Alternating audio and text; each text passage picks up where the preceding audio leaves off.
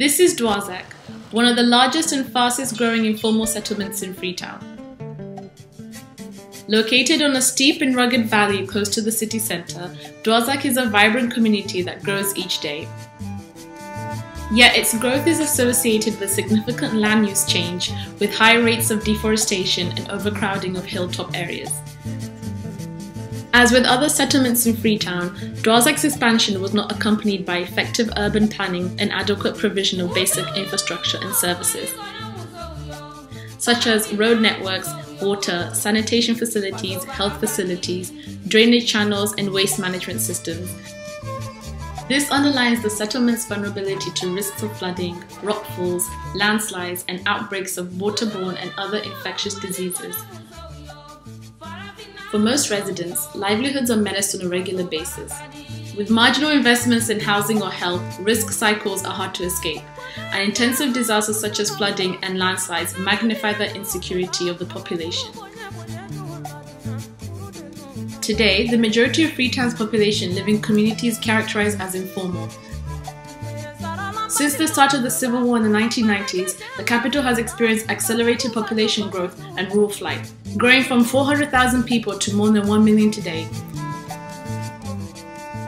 While human occupation in Dworzark dates back to the early 1900s, migration increased significantly during the decade-long Civil War and continues so today due to its attractive proximity to the city centre. Estimates of Dworzark's population range from about 16,500 to 50,000, with a large youth cohort. By 1997, the community was divided into 10 cluster neighbourhoods. In 2016, 2 additional clusters, Nigeria and USA, were added into the community, which occupy the rapidly expanding upstream hillside. As the community continues to grow, particularly in upstream and hilly neighbourhoods like Nigeria, the adverse health effects of overcrowding are aggravated by poor access to water and sanitation facilities. Water shortage during the dry season is severe, evident in the long queues to fetch water from public taps. On the other hand, the rainy season brings a number of burdens and insecurities to daily life, from flooding to infrastructure and livelihood damage. This film was put together as part of our research field trip, which unfolded over the course of 2 weeks, including 5 fieldwork days. We engaged with a total of 70 respondents and participants from 10 neighbourhoods in Dworzark. We conducted 30 interviews, 16 household surveys, 1 organised focus group discussion, and 1 strategy development workshop with members of the community. With the help of the Sierra Leone Urban Research Centre and the Federation of the Urban and Rural Poor, our Action Learning Alliance builds upon the work of the ESD students in 2018, who successfully mapped out the different risks and investigated the complex governance structure and institutions in Dworzark. We would like to expand the knowledge on everyday risk accumulation cycles and collective capacities within the community to mitigate and prevent everyday risks. We also aim at contributing to the Dworzark Community Action Area Plan, a document produced by SLURC in collaboration with FEDUP and community representatives. Bringing together community action into planning, this document provides a framework in which sustainable, just, and inclusive developmental decisions can be made locally. The caps for Dworzark, Coco Bay, and the third one to be produced for Porto Rikupa will constitute community-level platforms which will be upscaled by the KNOW project to create a city-wide learning platform in planning equitable urban development in Freetown. This city-wide learning platform will fit within the Transform Freetown agenda championed by the Mayor of Freetown, Yvonne Aki-Sawyer. Our research shows that risks manifest in different ways in the upstream and downstream clusters of Dworzark, and this is shaped by the natural environment and the seasonality of the area. On the one hand, proximity of the settlements to streams and slopes influences the way the clusters produce and displace risks in the rainy and dry seasons. On the other, components of the built environment such as the location of basic infrastructure like water and health facilities, access roads, and bridges can either reduce or exacerbate risks. In the absence of formal dumping sites in Dworzark, many residents use the George Brook stream and other creeks to dispose of waste, particularly those who live closer to them. These practices increase in the rainy season with peak river discharge. The densely populated cluster of Nigeria is regularly blamed for illegal waste dumping which accumulates in downstream areas and causes flooding and water stagnation. On the other hand, upstream and uphill communities blame the lack of better alternatives for dealing with their waste. Sanitation is very poor. We don't have dustbin. We have to empty our garbages. So, Dworzark, we are suffering. Open burning of waste, especially in the dry season when river discharge is lower, is very common. There is also disproportionate allocation and uneven accessibility to built infrastructure between upstream and downstream settlements. For instance, the only health facility in the community is located downstream. Also, downstream clusters share 7 water points compared to 6 in the larger and denser upstream clusters. School-going children and women who spend hours navigating the rocky terrains of the settlements in search of water for drinking and daily household chores are more exposed to the risks of injuries on a daily basis. Built infrastructure like bridges and drainages were encountered throughout the studied areas, notably in France, Italy, Morocco, Germany, and England, and are in place to respond to flooding events. Historically, the community has faced intensive perennial flood disasters in the rainy season. However, in 2018, this occurrence was averted for the first time in 15 years by the construction of a long stretch of concrete bridge and drainage system from Italy to France, funded by Catholic Relief Services with community support from the Dworzark Community Disaster Management Committee. The CDMC is a central actor in disaster response in Dworzark. It mobilizes residents in the clusters and trains them as first and second respondents in emergency situations. However, all respondents of the 16 households surveyed in France, Italy, and Morocco living close to bridges and drainages confirmed that these infrastructures have reduced rather than eliminated flood-related risks in their communities. Our findings show that such infrastructures can become sites of solid waste accumulation, amplifying the exposure to everyday risks of diseases such as malaria, cholera, and acute respiratory tract infections. Health records at the George Brook Community Health Center confirmed this, with children and pregnant women being the most affected. There are diverse risk coping and disaster management capacities in different territories of Dworzark at individual, household, and community levels. Some households use some of their waste as compost for gardening.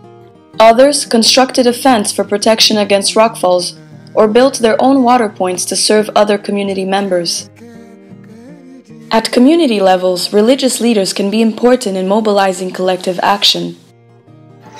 So it's like we coordinate to ourselves as leaders, not as a group. You go around using the tools, local tools, go around cleaning the quarters and then telling them the awareness. Now it's to be affected, flooding come your house to be affected, and doing the thing ourselves. An important finding of this research was the territorial fragmentation of the various community groups involved in collective action within Dworzark, with priorities ranging from flood disaster response, waste management, to saving money. Now we say we are from the inside and we are not part of it.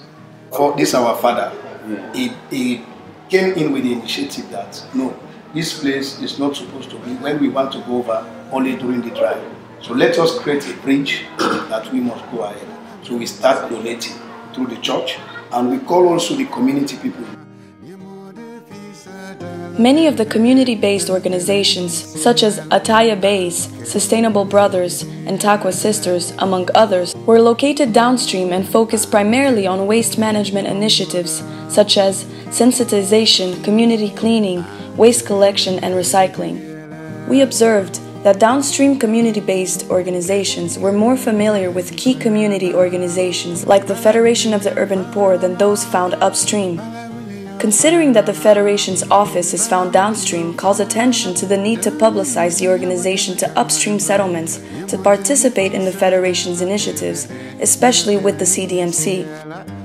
A consequence of the lack of interaction, collaboration, and synergy between these community groups is the lack of capacity to scale up waste management initiatives and the inability to implement effective internal resource mobilization strategies to efficiently address problems of poor waste management and mitigate the small-scale, extensive everyday risks.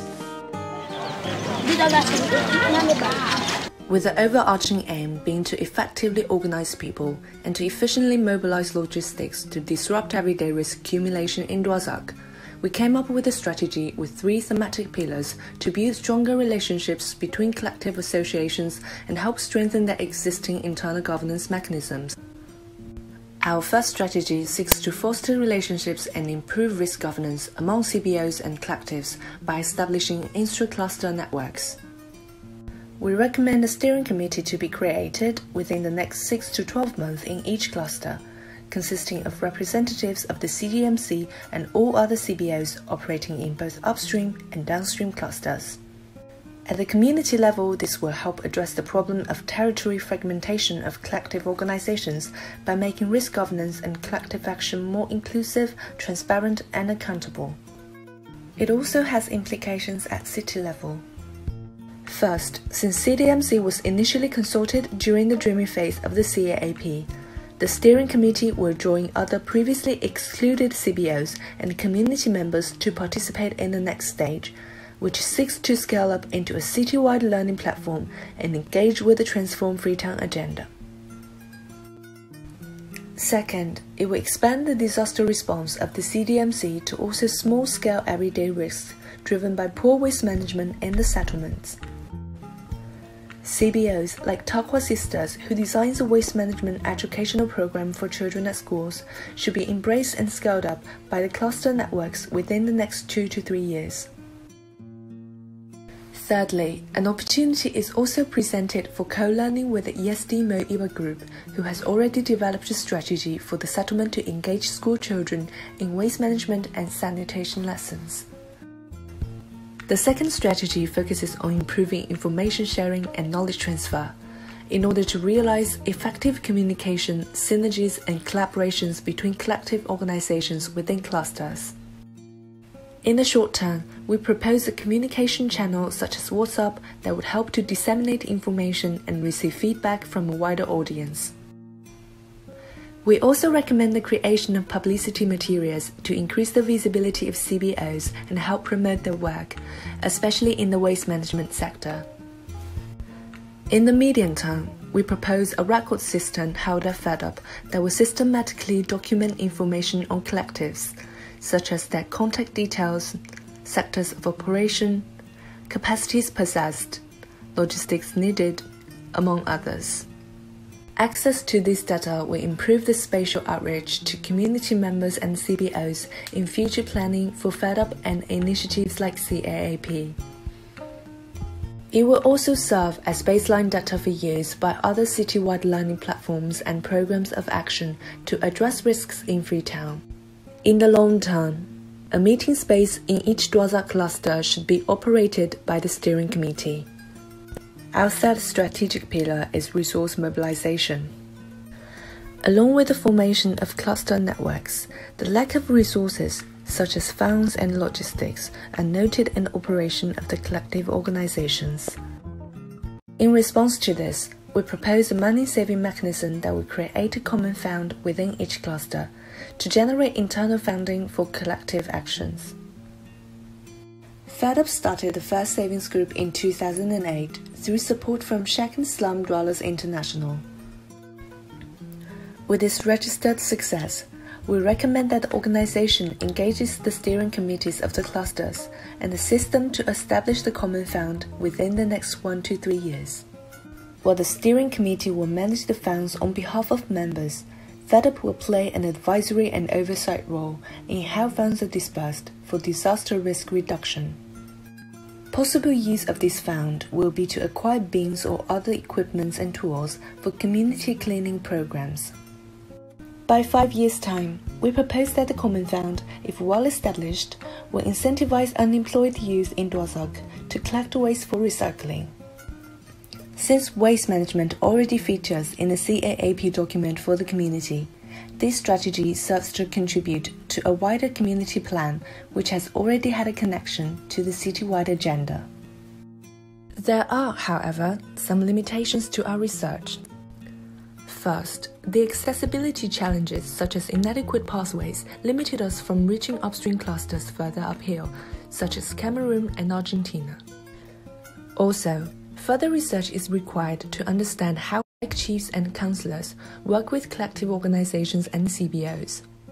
Finally, we did not engage with issues like land tenure and security caused by rapid population growth, especially in upstream denser clusters. These are equally important areas that should be considered for future research work. Overall, we hope that by using Dworzark as an example, understanding of risk accumulation and mitigation could be deepened, and collective capacities could be increased and collaborated within the settlement and scaled up at the city level in Freetown.